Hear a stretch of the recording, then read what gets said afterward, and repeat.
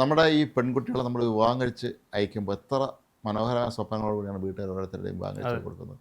നമ്മൾ ഇപ്പം തന്നെ പണ്ടത്തെ പോലെ ഇപ്പം വിവാഹം എന്ന് പറഞ്ഞാൽ അത് ഭയങ്കര ആഘോഷമാണ്. അന്ന് ഹൽദി മെഹന്തി എന്നൊക്കെ പറഞ്ഞ് ഭയങ്കര ആഘോഷം നടത്തി pre wed shoot, save the date ഇങ്ങനെയൊക്കെ നടത്തി വരുന്ന ഈ പെൺകുട്ടികൾ നമ്മൾ നിരന്തരം കേരളത്തിൽ ഇപ്പോൾ ഈ നവവധുക്കൾ ആത്മഹത്യ എന്ന സംഭവം പരമ്പരയാവുകയാണ്. ഏറ്റവും ഒടുവിലെത്താണ് തിരുവനന്തപുരത്ത് ആറ്റുകാല് ആരതി എന്നുള്ള പെൺകുട്ടിയെ ഇപ്പോൾ മരിച്ചതിലേക്ക് കണ്ടെത്തിയത്. ആ കുട്ടിക്ക് ഒരുപാട് പീഡനം ഈ ഭർത്താവിന് നേരെ ആ ബോഡി കണ്ടില്ലേ, ദേഹത്തെല്ലാം മുറിവുകളാണ്.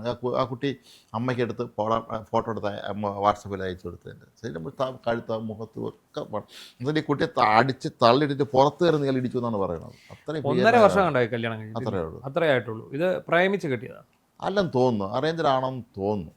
അപ്പൊ ഈ ഇവരുടെ ഭർത്താവിന്റെ വീട് പരതന്നൂർ അതുൽ എന്നാണ് അയാളുടെ പേര്.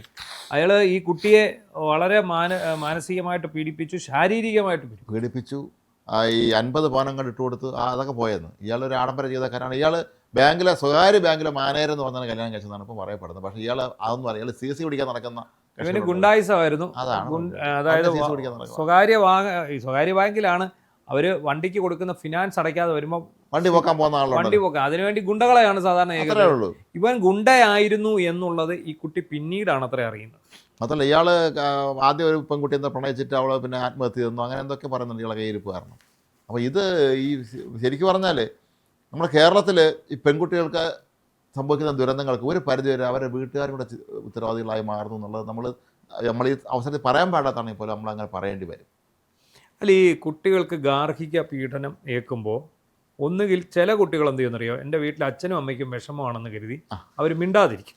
ചില വീട് നേരെ തിരിച്ച് സംഭവിക്കും. മോളെ വിളിച്ച അമ്മ എനിക്കിവിടെ പീഡനമാണെന്ന് പറയുമ്പോൾ മോളെ നീ നില്ല നാട്ടുകാരെ നമ്മൾ സമാനം ഉത്തരം പറയും. അതാണ് അവിടെ നിന്നോ. അവിടെയാണ് നമ്മളുടെ മലയാളികളുടെ എല്ലാം ഏറ്റവും പ്രധാനപ്പെട്ട ദുരഭിമാനം ഉണ്ടല്ലോ. നമ്മുടെ ദുരഭിമാന കൊലകളാണ് സത്യം. അതായത് നമ്മളെല്ലാവരും മനസ്സിൽ വിചാരിക്കുന്നത് നാട്ടുകാരെന്തു പറയും, നാട്ടുകാരെന്തു പറയും എന്ന് ഏത് ഫാമിലി വിചാരിക്കുന്നു ആ ഫാമിലിക്ക് ഒരിക്കലും ഒരു പുരോഗതി ഉണ്ടാവില്ല. കാരണം നാട്ടുകാരെന്ത് പറഞ്ഞാലും ശരി, നമ്മളല്ലേ ഇതൊക്കെ അനുഭവിക്കും. പണ്ട് ഞങ്ങൾ പഠിക്കുന്ന സമയത്ത് PM മാത്യു വല്ലൂരുണ്ടല്ലോ, ഡോക്ടർ PM മാത്യു, മനഃശാസ്ത്രജ്ഞൻ.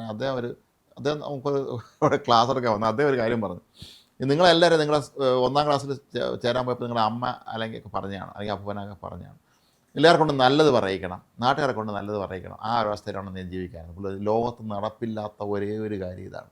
പുള്ളി തന്നെ പറഞ്ഞു, ഇപ്പോൾ ഒരു വഴിയെ നടന്നു പോകുമ്പോൾ ഒരു ആൺകുട്ടി വഴി നടന്നു പോകണം. അപ്പോൾ ഒരു വഴി നടന്ന ഒരു പെൺകുട്ടി മറിഞ്ഞു വീഴുകയാണെങ്കിൽ ഇയാൾ ഓടിച്ചെന്ന പെൺകുട്ടിയെ പിടിച്ചെണ്ണി രക്ഷിക്കാൻ ശ്രമിച്ചാൽ കണ്ടുകൊണ്ടിരിക്കുന്ന 10 പേരിൽ 4 പേര് പറയും, കണ്ട അവൻ എടുക്കാനാണ് കഷ്ടം.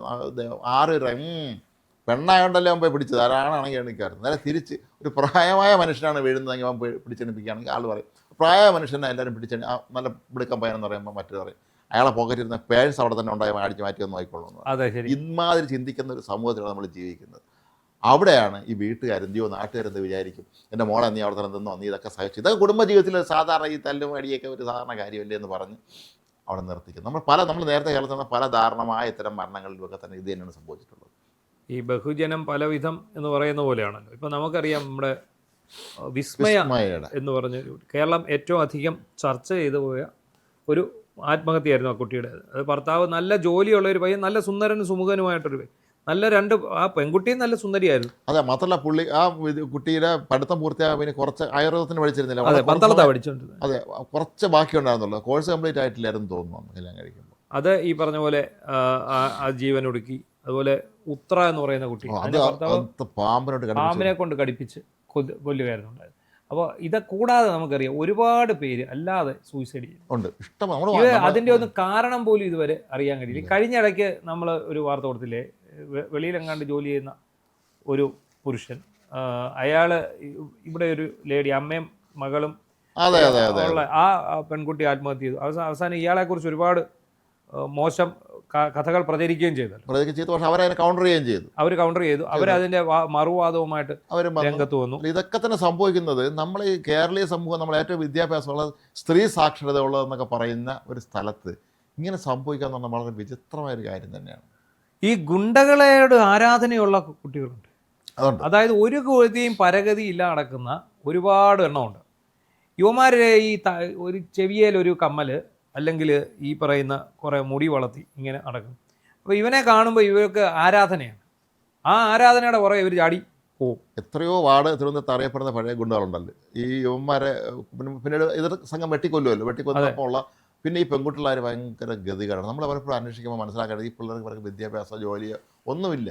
പിന്നെ ഇവർ ചെയ്യേണ്ടത് വേറെ വീണ്ടും ഏതെങ്കിലും ഈ വുമന്മാരെ സംഘത്തിൽ വിട്ട ഒരു ഗുണ്ടയുടെ ഭാര്യയായി പോവുകയും അവരുടെ ജീവിതം എല്ലാം നശിച്ചു പോവുകയും ചെയ്യുന്ന ഒരു അവസ്ഥ ഈ ഗുണ്ടകളുടെ ഇതിലാണ് അത്. അന്ന് ഒരു ക്ഷണനേരത്തെ ഒരു ആകർഷണം കണ്ടാണ് ഈ ചാടിപ്പോകുന്നത്. അത്രേ ഉള്ളൂ. ഇത് പകുതി എണ്ണത്തിന് കഞ്ചാവ് കച്ചവടം, അല്ലെങ്കിൽ അസാൻമാർഗീയ ജീവിതം, പിടിച്ചുപറി, പോക്കറ്റടി, മോഷ്ടാക്കൾ എത്ര എണ്ണം ഇതുപോലെ പെൺകുട്ടികളായിട്ട് പോകുന്നുണ്ട്. ഇപ്പൊ തന്നെ ഈ പറഞ്ഞവൻ ഇവൻ ഗുണ്ട സെറ്റപ്പ് ആയിരുന്നു എന്നുള്ളത് ഇപ്പോഴല്ലേ പുറത്തു വരുന്നത്. അല്ല, എനിക്ക് മനസ്സിലാവാത്തൊരു കാര്യം, ഈ പെൺകുട്ടിയുടെ വീട്ടുകാരൊന്നും അന്വേഷിച്ചില്ലേ എന്നാണ്. സാധാരണ ഇതിൻ്റെ കല്യാണം വരുമ്പോൾ പ്രണയവിവാഹമായിരുന്നോ അറേഞ്ചായിരുന്നോ നമുക്ക് ഇപ്പോഴും വ്യക്തമല്ല, അറിയില്ല.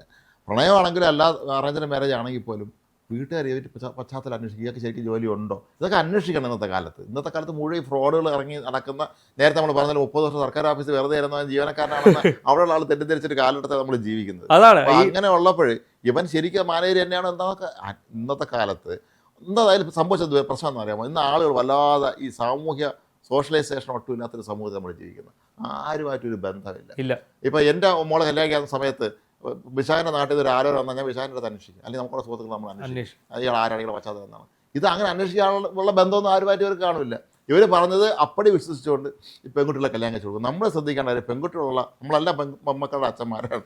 ഈ നിർബന്ധമായും നല്ല വിദ്യാഭ്യാസം കൊടുത്ത് അവർക്കൊരു ജോലി വാങ്ങിച്ചതിന് ശേഷം മാത്രമേ കല്യാണം കഴിക്കൂ.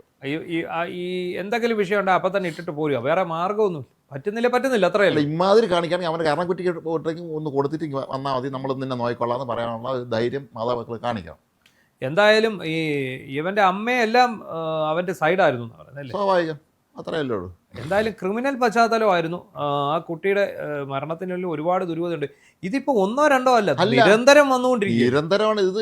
ഈ പെൺകുട്ടികൾ നമ്മൾ കഴിഞ്ഞ 2 ആഴ്ച എടുത്ത് നോക്കും, കുറെ സംഭവങ്ങളുണ്ട്. ഇപ്പൊ നവവധു ആത്മഹത്യ ചെയ്ത നിലയിലെന്ന് പറഞ്ഞ് എറണാകുളത്ത് എവിടെയൊക്കെ സംഭവങ്ങൾ നടന്നിട്ടുണ്ട്. ഇത് കണ്ടും കേട്ടും നമ്മൾ മടുത്തു. ഓരോ ദിവസവും ഇത് ഇങ്ങനെയുള്ള കാര്യങ്ങൾ ചർച്ച ചെയ്തു ഒക്കെ മടുത്തു. ഇതിനകത്ത് ഏറ്റവും ഒരു പരിധിയല്ല, ഇതിന്റെ ഒരു 90% രക്ഷകർത്താക്കളാണ് ഇതിന്റെ ഉത്തരവാദികൾ എന്ന് പറയാതിരിക്കുന്നു എന്ന് തന്നെ പറയണം. കാരണം നിങ്ങൾ ഈ കുട്ടികളെ വളർത്തുമ്പോഴേ, അല്ലെങ്കിൽ സ്കൂളിലെങ്കിലും ഒക്കെ ക്ലാസ്സുകളിൽ തൊട്ട് എങ്കിലും ഇത്തരം കാര്യങ്ങൾ പിള്ളേരെ പഠിപ്പിക്കണം. നിങ്ങൾക്ക് ഇത്തരം ജീവിതത്തിൽ ഒരു അനുഭവം ഉണ്ടായാൽ നിങ്ങൾ എങ്ങനെ നേരിടണം.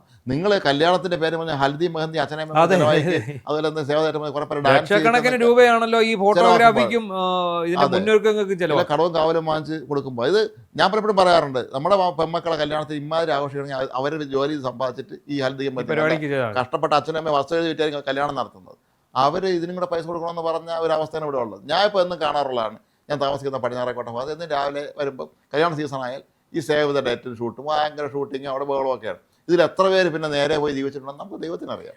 അപ്പോൾ അതുകൊണ്ട് നമ്മളെ പെൺകുട്ടിക്ക് നമ്മൾ നല്ല വിദ്യാഭ്യാസം കൊടുക്കുക, അവർക്കൊരു വരുമാന മാർഗ്ഗം ഉണ്ടെന്ന് ഉറപ്പുവരുത്തിയ ശേഷം മാത്രമേ എല്ലാം കഴിക്കാൻ അനുവദിക്കാവൂ. നാട്ടുകാർ പലതും പറയും, മോളെ കെട്ടിച്ച് വിട്ടില്ല, ഞങ്ങൾക്ക് എന്താണ് നിങ്ങൾ സദ്യയാണ്, നിങ്ങൾ നാട്ടുകാരെ കല്യാണത്തിന് സദ്യ കൊണ്ട് നടന്നോ, ഞങ്ങൾക്ക് തരുന്നില്ലല്ലോ എന്നൊക്കെ പറയും. അത് അവരെ ജോലിയാണെന്ന് അവരോട് വെച്ചോളാം. മലയാളി മാത്രമേ അയൽവക്കാരൻ്റെ വിശേഷം അന്വേഷിച്ചു. വിദേശത്ത് ലോകത്താരം നിങ്ങളെ മോളെ കെട്ടിച്ച് വിട്ടില്ല എന്തൊന്നും വരുന്നില്ല. ഇവിടെ രാവിലെ ഇറങ്ങിയിട്ട് അയൽവക്കാരൻ്റെ വീട്ടിൽ നടക്കണം നോക്കിക്കൊണ്ടിരിക്കുന്ന ഒരു സമൂഹമാണുള്ളത്. അവരെ ഇങ്ങനെ പറയുക, കാലം മാറിയിരിക്കുന്നു. അതുപോലെ പെൺകുട്ടികൾ, നിങ്ങൾ ഈ സങ്കല്പ ലോകത്ത് നിന്ന് ആദ്യം താഴെ ഇറങ്ങി തരണം. ഈ ഹൽദി മെഹന്തിയും ഡേറ്റ് ഷൂട്ട് ഡാൻസ് ചെയ്യണമെന്നല്ല യഥാർത്ഥ ജീവിതം വളരെ ടഫായിട്ടുള്ളത് തന്നെയാണ്. അത് നമ്മൾ ഫൈറ്റ് ചെയ്ത് തന്നെ നമ്മൾ മുന്നോട്ട് പോകണം. നമ്മൾ പൈസ പദവിയൊക്കെ ഉണ്ടെങ്കിൽ പോലെ. അതുകൊണ്ട് ഒരു ജോലി നേടിയതിന് ശേഷം മാത്രം കല്യാണം കഴിക്കാൻ പോവുക.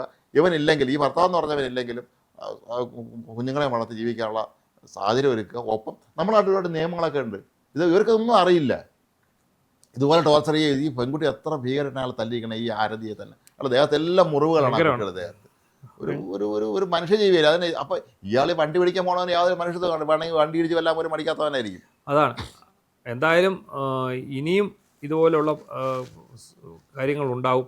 നമ്മൾ മുൻകരുതലും ശ്രദ്ധയും എടുക്കുക എന്നുള്ളതല്ല, അതിനകത്ത് വേറെ നമുക്കൊന്നും ചെയ്യാനില്ല. അതുപോലെ ഈ നിങ്ങൾ പെൺകുട്ടികൾ തന്നെ ചിലപ്പോൾ വരന്മാർ അവരെന്നെ സ്വയം കണ്ടെത്തുമ്പോഴും ശരിക്കും ഇവൻ്റെ പശ്ചാത്തലം ഇത് തന്നെയാണോ, ഈ ഇത് ഫേക്കാണോ എന്നുള്ളത് നിങ്ങൾക്കൊന്ന് അന്വേഷിച്ച് നോക്കിയാൽ മനസ്സിലാവുന്നുള്ളതേ ഉള്ളൂ. പക്ഷേ നമ്മൾ നേരത്തെ പറഞ്ഞതുപോലെ ആരുമായി ബന്ധമില്ലാതെ അവനവനെ മുറിക്കാതെ വരുന്ന മൊബൈലിൽ നോക്കിക്കൊണ്ടിരിക്കുന്ന ഒരു സമൂഹം വളർന്നു വരുന്നത് കൊണ്ട് തന്നെ ഇതൊന്നും അന്വേഷിക്കാനുള്ള സംവിധാനം പോലും ഇല്ലാതാവുകയും. എങ്കിൽ പോലും ആത്മഹത്യയുടെ കാര്യമൊന്നുമില്ല. നമ്മുടെ നാട്ടിൽ ഒരുപാട് സംവിധാനങ്ങളുണ്ട് സ്ത്രീകൾക്ക് വേണ്ടി. അത് പഠിപ്പിക്കെങ്കിലും വേണം ഈ കോളേജും സ്കൂളിലും. അതാണ് വേണ്ടത്. നിങ്ങൾക്ക് എന്തൊക്കെ അവകാശങ്ങളുണ്ട്, നിങ്ങൾക്ക് ഒരു ഇങ്ങനത്തെ ഒരു പ്രശ്നം വന്നാൽ നിങ്ങൾക്ക് എവിടെ പോയി പരാതിപ്പെടാം എന്നൊക്കെ വിചാരിക്കുന്നുണ്ട്. ഒപ്പം സ്ത്രീകൾ മാത്രമല്ല, ആണുങ്ങൾ ഇതുവരെ കല്യാണം കഴിച്ച് പോയി പെട്ട് കള്ളക്കേസിൽ പെട്ട് എത്ര പേരുണ്ടെന്നുള്ള വേറൊരു വശത്ത്. എങ്കിൽ പോലും നമ്മൾ സ്ത്രീകൾ എന്നുള്ള നിലയിൽ നമ്മൾ അവർക്കൊരു പ്രത്യേക പരിഗണന കൊടുക്കുന്നതാണ്. ഇത് വളരെ ക്രൂരമാണ്, കഷ്ടമാണ്. ഇത് ഇനിയും ആവർത്തിച്ചുകൊണ്ട് തന്നെ ഇരിക്കും. ഇവർ ജയിലിൽ പോകും, ചിലപ്പോൾ പരോളിൽ ഇറങ്ങും, ചിലപ്പോൾ വേറെ കൂടെ വെറുതെ വിടുക, നല്ലൊരു വക്കീലുണ്ടെങ്കിൽ അയാൾ രക്ഷപ്പെടുമായിരിക്കും.